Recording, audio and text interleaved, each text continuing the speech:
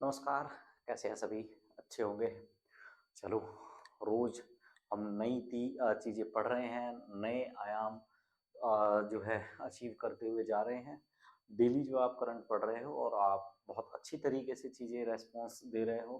कल आपको मैंने कहा था लाइक सब्सक्राइब कर देना, तो थोड़ा सा मेरा भी मनोबल बढ़ा है, तो उसके लिए धन्यवाद। और थोड़ा सा मनोबल अगर और मेरा बढ़ेगा तो मैं और ज़्यादा अच्छी चीज़ें आपको देने का प्रयास करूँगा। ठीक है ना? तो मैं हर्षवर्धन वापस आपके सामने आया हूँ करंट लेकर, जिसमें हम पढ़ेंगे आज के टॉप मोस्ट करंट क्वेश्चन। क्या कुछ नया घटा है, उन सब चीज़ों के बारे में जो है हम डिस्कस करने वाले हैं। उसके बाद वापस हम आते हैं अपने मुद्दे पर, ज़्यादा चर्चा नहीं करेंगे, है ना?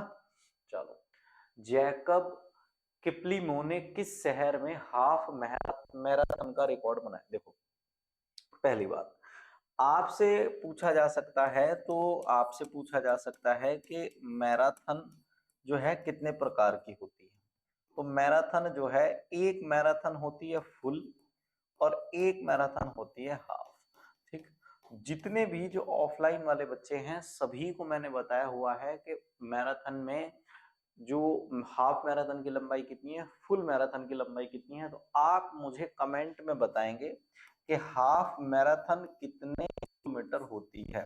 ठीक है, कितने 22 किलोमीटर है, 22.5 किलोमीटर है, 23 किलोमीटर है, कितने गज तक बताए मैंने, गज भी, तो आपको वो ध्यान रखना है। ठीक, तो जैकब की अगर बात करेंगे कि जैकब किपलिमो ने किस शहर में हाफ मैराथन का रिकॉर्ड बनाया है, तो आंसर क्या है इसका? लिस्बन है। ठीक है, कौन सा शहर है? लिस्बन है। आपको मैं बता दूं लिस्बन क्या है, तो आप कहोगे कि सर पुर्तगाल। पुर्तगाल की अगर आपसे पूछा जाए कि राजधानी क्या है, पुर्तगाल की राजधानी क्या है, तो पुर्तगाल की राजधानी आप कहना कि पुर्तगाल की राजधानी लिस्बन है। ठीक है, जैकब किपलिमो ने हाफ मैराथन में जो है नया रिकॉर्ड बनाया है। युगांडा के हैं ये, सबसे पहली बात तो ये कहाँ के हैं? युगांडा के हैं। दूसरा, किपलिमो ने हाफ मैराथन में इतिहास रच दिया है कि आज तक हाफ मैराथन को इनसे पहले कोई भी व्यक्ति जो है क्रॉस नहीं कर पाया। इन्होंने सबसे कम समय में हाफ मैराथन जो है 57 मिनट से कम समय में दौड़ पूरी कर ली है। ठीक है, और किपलिमो ने बार्सिलोना में 56 मिनट 42 सेकंड में दौड़ पूरी की है। ठीक है, किपलिमो ने बार्सिलोना में क्या किया है? 56 मिनट 42 सेकंड में जो है क्या की है? अपनी दौड़ पूरी की है। तो इसमें एक चीज का और ध्यान रखना, हम मैं सॉरी मैंने इसमें जो है लिस्बन बता दिया ना, इसका आंसर क्या होगा? इसका आंसर बार्सिलोना होगा। क्या होगा? बार्सिलोना होगा। और इसको जो है लिस्बन ना कह के इसको क्या कहोगे? इसको कहोगे बार्सिलोना। ठीक है, बार्सिलोना। यार इसमें ना पहले पता है क्या हो रहा है? पहले इन्होंने पुर्तगाल में 57 मिनट में दौड़ पूरी की थी, अब लिस्बन में की है, इसलिए थोड़ा सा इसमें जो ये टाइप करने वाले हैं इन्होंने थोड़ा गलती कर दी है, पर मैंने आपको सुधरवा दिया है। 24 साल के किपलिमो ने है और इन्होंने world athletics gold level race में रिकॉर्ड बनाया है। इन्होंने इथोपिया के योमिफ केलजेल्बा द्वारा बनाया गया जो 57 मिनट 30 सेकंड का रिकॉर्ड था, उसको जो है क्या कर दिया है? तोड़ दिया है और 48 सेकंड से पीछे छोड़ दिया है। अब तक का ये इनका सबसे बड़ा सुधार है और दुनिया वाले अब इनको देख रहे हैं कि इतना जल्दी दौड़ पाना 22.5 किलोमीटर पॉसिबल है। जेनिक सिनर किस खेल से संबंधित है जिनको हाल ही में प्रतिबंधित किया गया है?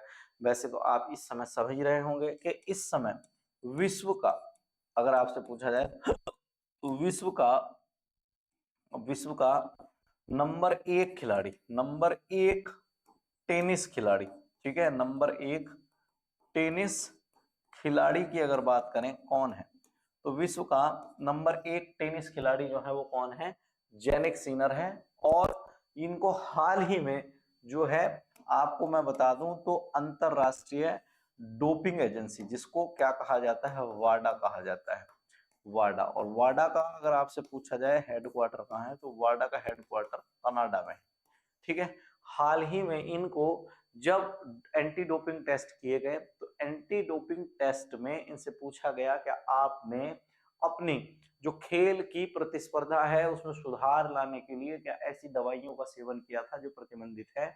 तो इन्होंने उस बात को कबूल लिया है और उस बात को कबूलने के बाद जो है इनको जो है 5-4 महीने के प्रतिबंध पर जो है रखा गया है। ठीक है, तो मैंने आपको बता दिया है 2 सकारात्मक डोपिंग परीक्षणों में जो है डोपिंग रोधी एजेंसी के साथ इन्होंने 3 महीने का निलंबन जो है वो क्या कर लिया है, स्वीकार कर लिया है। सीनर 9 फरवरी से, ध्यान रखना, 9 फरवरी से 4 मई तक निलंबन की अवधि को पूरा करेंगे। उसके बाद जो है क्या करेंगे, ये टूर्नामेंट में वापसी कर सकते हैं। अंतरराष्ट्रीय टेनिस जो इंटीग्रिटी एजेंसी ने शुरू की है उसे बरी कर दिया गया था, लेकिन वाडा ने एक साल के प्रतिबंध की अपील की थी, पर उस एक साल को कम करके ये कहा गया है कि इनको केवल 3 से 4 महीने का क्या किया जाएगा, प्रतिबंध दिया जाएगा। ठीक है, तो आपको अगर मैं बता दूं तो टेनिस की अगर आपसे पूछा जाए कि शुरुआत कहाँ से हुई है, तो आप कहोगे कि टेनिस की शुरुआत जो हुई है, टेनिस की शुरुआत हुई है फ्रांस से। क्लियर, टेनिस की शुरुआत फ्रांस से हुई है। और इसमें एक क्वेश्चन और आ सकता है कि टेनिस में कितने ग्रैंड स्लैम होते हैं, अगर ये वाली बात आती है तो आप बताना कि टेनिस में जो है 4 ग्रैंड स्लैम होते हैं। कितने ग्रैंड स्लैम होते हैं? 4 ग्रैंड स्लैम होते हैं। इनमें एक होता है जिसको कहा जाएगा क्या, विंबलडन। ठीक है, एक होगा विंबलडन, दूसरा होगा, आपसे पूछा जाएगा तो आप कहोगे फ्रेंच ओपन होता है। एक नंबर 3 पर आपका जो है होता है,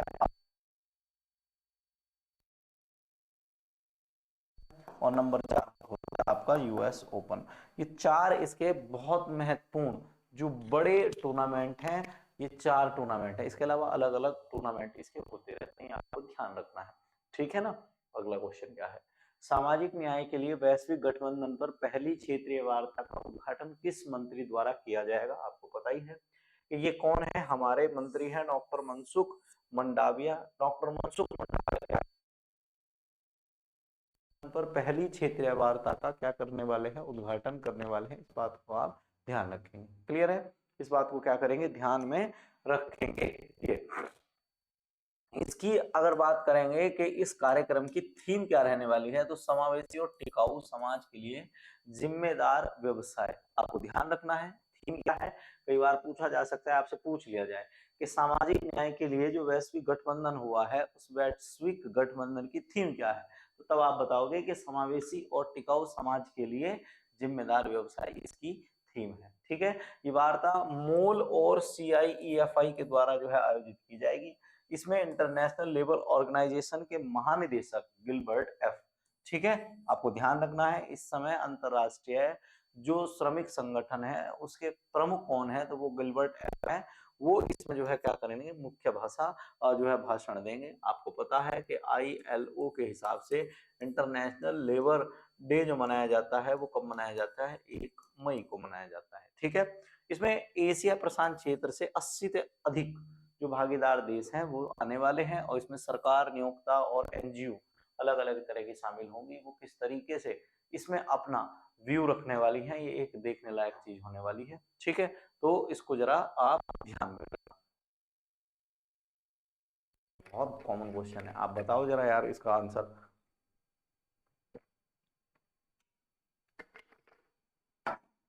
क्वेश्चन का आंसर बताओ। क्वेश्चन का आंसर क्या है कि धर्म गार्जियन युद्ध अभ्यास 2025 कब से कब तक आयोजित किया जाएगा? तो देखो, पहली बात तो ये जो आप, मैं बता रहा हूं दिल्ली पुलिस के जो एग्जाम देने वाले बच्चे हैं उनके एग्जाम में इस तरह के क्वेश्चन पूछे गए हैं कि इस युद्ध अभ्यास का टाइम पीरियड क्या रहा है, उस लिहाज से मैंने ये क्वेश्चन बनाया है।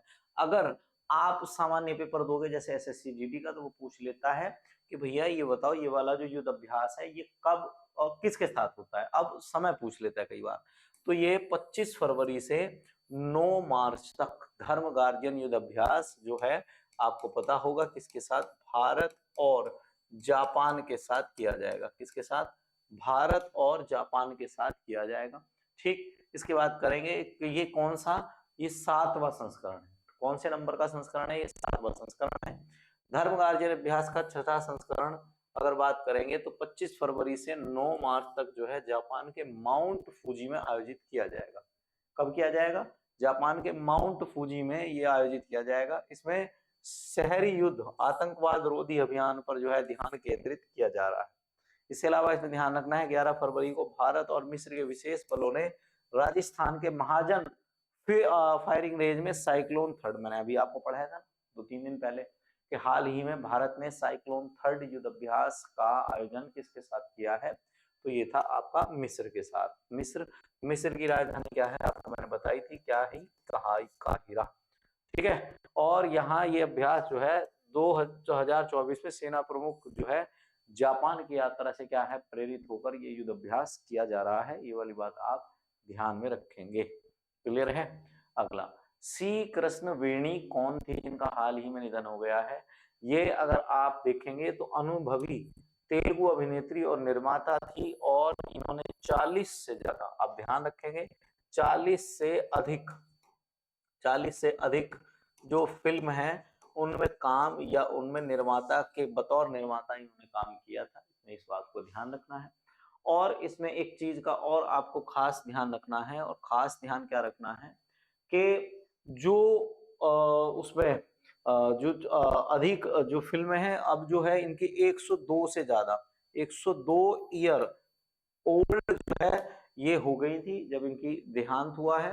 इसके अलावा अगर इन्होंने देखेंगे तो इन्होंने 1938 में एक मूवी है कच्चा देवयानी से शुरुआत की थी, 40 से ज्यादा फिल्में जो है दी हैं। इनकी सबसे फेमस फिल्में कुछ ऐसी रही हैं, इन्होंने जो है मन देशम एम.टी. रामाराव को भी जो है अपनी फिल्मों में पेश किया है, और रघुपति वेंकैया पुरस्कार जो है 2004 में इनको मिला हुआ है, जो आंध्र प्रदेश सरकार के द्वारा दिया जाता है, तो बड़े पुरस्कारों में से एक है ये।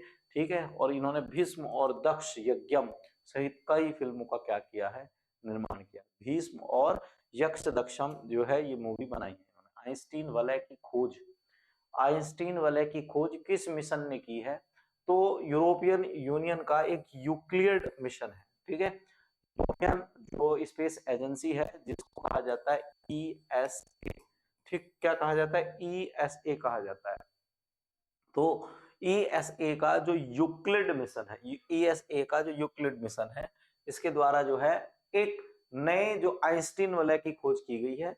ये ध्यान रखना है कि इससे आकाशगंगा एनजीसी 6505, ठीक है, ये 590 एमआई से दूर है, और ये दुर्लभ आइंस्टीन वलय की जो है नई खोज की गई है, इसमें ध्यान रखना। इसमें ग्रेविटेशनल लेंसिंग के माध्यम से जो दूर की जो आकाशगंगा है उनको देखा गया है।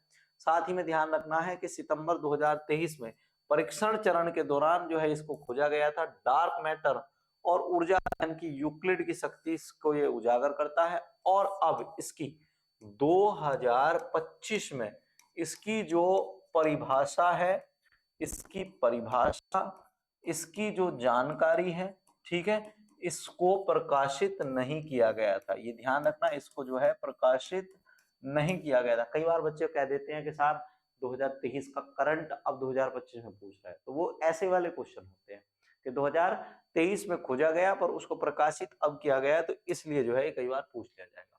असम कैबिनेट ने किस जिले में एक मेगा औद्योगिक पार्क को जो है मंजूरी दी है? तो आंसर है इसका नागांव, सॉरी मोरी गांव है सारा। ठीक है, क्या नाम है इसका? मोरी गांव। ठीक है, मोरी गांव को जो है असम के औद्योगिक पार्क और हरित ऊर्जा नीति 2025 को जो है क्या दी है? मंजूरी दी है। असम कैबिनेट ने मोरीगांव जिले में 569 बीघा जमीन पर क्या किया है? एक मेगा औद्योगिक पार्क बनाने की घोषणा की है। मैंने आपको भी बताया था, हाल ही में एक सर्वे हुआ है, और उस सर्वे में क्या बताया गया है? असम के जो मुख्यमंत्री हैं जिनका नाम है हेमंत बिस्वा शर्मा, वो सर्वश्रेष्ठ मुख्यमंत्री चुने गए हैं। क्लियर है ना? और इसके अलावा जो है इसमें ध्यान रखना है कि सौर, पवन, जल विद्युत और हाइड्रोजन ऊर्जा की जो परियोजनाएं हैं उनको जो है क्या किया जाएगा? बढ़ावा दिया जाएगा। इसके अलावा इसका जो मेन उद्देश्य है, अगर बात करें कि इसका मेन उद्देश्य क्या है, तो औद्योगिक विकास को बढ़ावा देना और राज्य के स्थायी ऊर्जा समाधानों में बदलाव करने का जो समर्थन करना है, ये इसका जो है बड़ा महत्वपूर्ण पहलू है। तो इसमें ध्यान रखना है कि इसका उद्देश्य क्या है? औद्योगिक विकास को बढ़ावा देना और राज्य क्षेत्र के स्थायी ऊर्जा समाधानों में समर्थन या बदलाव करना। ठीक, एक है दुआ क्वीन नीमन ने कौन सा गोल्फ टूर्नामेंट जीता है? ठीक है, ये कई बार ऐसे अजीब से नाम आ जाते हैं, क्योंकि मैंने लास्ट बार जो पिछले पेपर हुए ना एमटीएस के, सीएचएसएल के, सीजीएल के, मैंने इस तरह के क्वेश्चन सबसे ज्यादा आते हुए देखे जो बिल्कुल कॉमन क्वेश्चन है, हटे हुए जिनको छोड़ देते हैं लोग, पर हम नहीं छोड़ रहे, ठीक है ना। तो live golf, LIV golf Adelaide 2025 जो है जुआ नीमन ने जो है टूर्नामेंट जो है क्या किया है, जीत लिया। इसमें आपको ये बात ध्यान रखनी है, ठीक है। चिली देश के है ये जुआ क्वीन नीमन जो है, और इन्होंने अंडर 765 स्कोर बनाकर 13 अंडर पर समाप्त करके 3 स्ट्रोक से जो है क्या की है, जीत हासिल की है। और इसको ध्यान रखना है कि अगर आपसे पूछा जाए तो इस समय सर्वाधिक गोल, अगर आपसे पूछा जाए सर्वाधिक जो गोल है, सर्वाधिक गोल कौन सा जो राज्य है, कौन सा देश है जहां पर गोल्फ सबसे ज्यादा गोल्फ कहां खेले जाते हैं, तो आपको ध्यान रखना है इस समय सबसे ज्यादा गोल्फ USA में खेला जाता है। और इसके सबसे प्रसिद्ध खिलाड़ी की अगर बात करें तो इसमें सबसे प्रसिद्ध खिलाड़ी हैं आपके टाइगर वुड्स। टाइगर वुड्स दुनिया में जिस तरीके से क्रिकेट के लिए जाना जाता है किसको, सचिन को, धोनी को, ठीक उसी तरीके से जैसे फुटबॉल के लिए जाना जाता है लियोन मेसी को और रोनाल्डो को, इस तरीके से ठीक जो गोल्फ जो है उस खेल के लिए जाने जाते हैं कौन, टाइगर वुड्स। ठीक, तो इस बात को आप ध्यान रखेंगे। अगला प्रश्न क्या है कि जेसी बोस अनुदान, JBC किसके द्वारा शुरू किया गया है। अगर आपसे पूछा जाए तो JBC अनुदान जो है किसके द्वारा शुरू किया गया, तो राष्ट्रीय अनुसंधान फाउंडेशन, राष्ट्रीय अनुसंधान फाउंडेशन के द्वारा ANRF के द्वारा जो है JBC जो आपका सॉरी JBG है, मैं JBC कह रहा था ना, JBG क्या है, JBG शुरू किया गया है। और इसका उद्देश्य क्या है कि गुणवत्ता वाले अनुसंधान को बढ़ावा देना और तकनीकी नवाचारों को क्या करना है, आगे बढ़ाना है। तकनीकी नवाचारों को क्या करना है, आगे बढ़ाना है। वित्त पोषण की अगर बात करें तो अनुसंधान गतिविधियों को सहायता देने के लिए 5 वर्षों के लिए 25 लाख रुपए जो है क्या किए जाएंगे, प्रदान इसमें किए जाने वाले हैं। ये बात आप ध्यान रखेंगे। अनुदान का जो अगर बात करेंगे कि अनुदान किसको दिया जा सकता है, तो अनुदान इसमें ध्यान रखना कि 68 वर्ष की आयु तक के व्यक्ति जो है अनुदान ले सकते हैं, ठीक है। 68 वर्ष के व्यक्ति जो है इसमें अनुदान ले सकते हैं। लास्ट क्वेश्चन है, भारत और फिलीपींस के बीच संभावित सौदे की राशि कितनी है। दरअसल भारत जो है अब क्या करना चाह रहा है, 200 मिलियन अमेरिकी डॉलर का एक व्यापार कर रहा है फिलीपींस के साथ। और उन्होंने जो है ये कहा है कि DRDO द्वारा जो विकसित बहुमुखी माध्यम रेंज की जो मिसाइलें हैं, उन मिसाइलों को हम क्या करेंगे, मारेंगे। और ऐसी मिसाइलें हम इनको देने वाले हैं जिनकी मारक क्षमता 25 किलोमीटर की रेंज हो, 60 किलोमीटर का उच्च विस्फोट, वारहेड गतिशील परिस्थितियों में रक्षा करने के लिए हम उनमें लोड कर सके। तो ये चीन के बढ़ते प्रभाव और चीन जो दुनिया के सामने जो है अपना मतलब कह सकते हैं कि पूरी तरीके से जो प्रभाव प्रदर्शित कर रहा है, उसको देखते हुए क्या करना है, उसको देखते हुए ये जो है भारत का जो सौदा है बड़ा महत्वपूर्ण साबित होगा। तो इसमें खासकर आपको ये बात जरूर ध्यान रखनी है कि कितने मिलियन का जो सौदा है वो भारत कर रहा है। तो इसमें 200 अमेरिकी मिलियन डॉलर है उनका सौदा जो है भारत कर रहा है, ठीक है। तो अभी आज के लिए इतना ही रुकते हैं, मिलेंगे कल फिर एक नई क्लास में, ठीक है। आज के लिए इतना ही, धन्यवाद।